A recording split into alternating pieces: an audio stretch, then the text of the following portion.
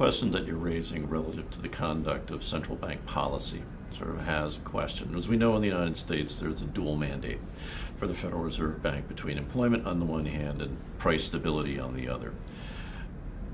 Given what you've been describing as far as the unintended consequences with respect to quantitative easing and monetary policy, would it be realistic to consider reform, essentially having central banks focus first and foremost on trying to maintain a positively sloped yield curve, which in essence would help to support what are these long-term financial activities that you've indicated are so necessary, whether it's from the standpoint of insurance beneficiaries or pension beneficiaries? You know, one might say positive yield curve would be a wonderful thing, but we always know an inverted yield curve is a great indicator of recession.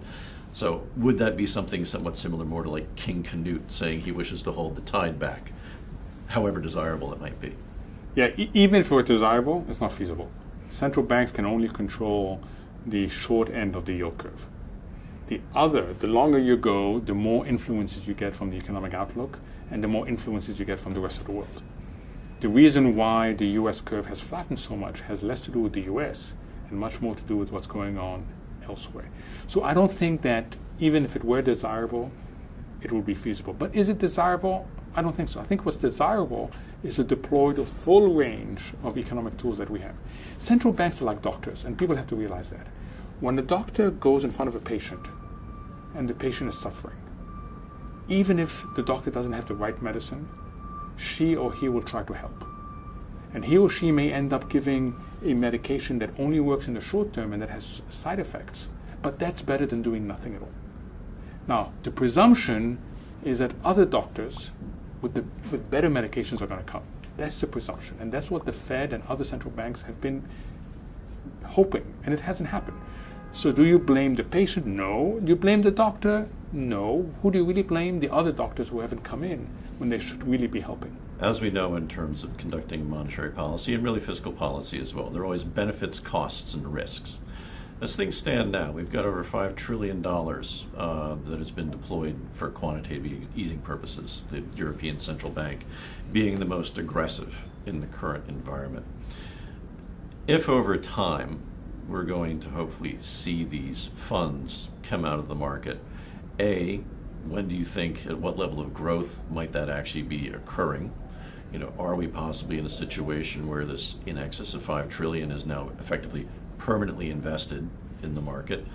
And if at the point in time when these funds actually do come out of the market, will they serve to just further dampen financial returns? And if not, why not? So the good news is that it's not going to happen anytime soon. No central bank is going to start selling all the securities that it bought. So as an investor, you shouldn't worry that suddenly a central bank is going to be dumping stuff on the market. But before you celebrate too much, recognize that the very act of having bought so much has changed the way markets function. You know, an investor at the end of the day cares about three things: the expected return, the volatility, the variance in what they hold, how volatile is their portfolio, and the covariance or the correlation, the relationship between different instruments. Can you get risk mitigation from a diversified portfolio? And what the central bank's intervention has done, it has brought forward the expected returns. It has artificially repressed volatility, and it has completely changed the correlation. And investors should realize that all three elements that are critical to the well-being has been influenced by central banks. And that influence is going to evolve over time. It's not going to evolve in terms of them dumping all their securities, but it will evolve in terms of going back to something more natural. And if you're not ready for that, you're going to have quite a nasty surprise. So in all fairness, what we're saying is the $5+ trillion is in, it's staying in. Rates of return from fixed income investments will remain depressed. Arguably equity valuations will remain elevated, but one would say from an asset allocation standpoint that there is no other alternative potentially apart from perhaps owning equities. Now, obviously, everything has its limits. Do you think that the stock market is prone to perhaps to a near-term correction absent a withdrawal of funds? So here's a very simple image. Economic and corporate fundamentals are down here. the stock markets are up here. And the difference is the central bank's continuous involvement and the fact that they've got us all comfortable that they have our back covered, that they are our BFFs, our best friends forever. Mm-hmm. So you're dealing with this situation. There are three possibilities. One, we continue like this.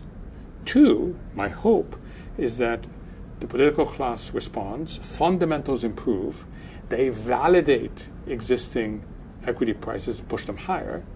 Or three, God forbid, people up here realize they're not being supported enough by central banks and fundamentals, and this comes down and pulls this down. These are the three possibilities. I think the least likely is that we stay where we are.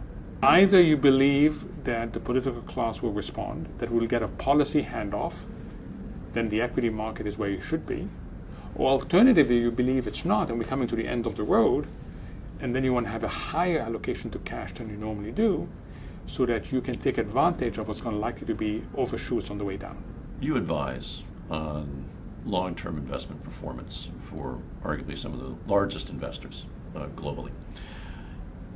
We're looking at a circumstance where there are still relatively high actuarial assumptions in terms of rates of return, 7% or more. Are these patently unrealistic? Are they unattainable? If they're not attainable, what would be more realistic assumptions? And the other question following on this is all these activities from an investment standpoint are done with the intended beneficiaries in mind, people who will receive future payments. Should these beneficiaries be expecting to receive a reduction in terms of what their payments might be, whether these are from long-term insurance plans, pension plans, or other benefit programs?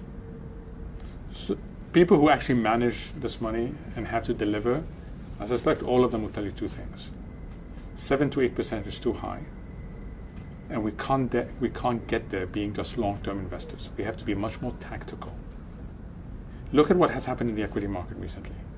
If you had simply invested your money over the last 24 months and done nothing at all, you would have earned very little. If you had been more tactical and right, you would earn a lot. And that's the reality facing long-term investors, is that they need to be more tactical. If they're not going to be more tactical, then they have no hope of getting their 7 to 8%. So something's going to have to give. Either you change the investment target, and or you change the way the money is invested.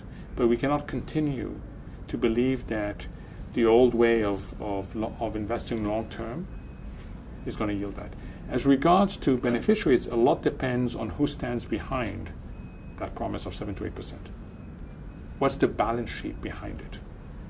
If you are lucky enough to work for a large corporation that had defined benefits and that has the ability to transfer money into your pension fund, then you're fine. If you happen to work for a company that's having issues, then you're not fine. So I think they have to ask who stands behind the promise of the 7 to 8%. How strong is their balance sheet?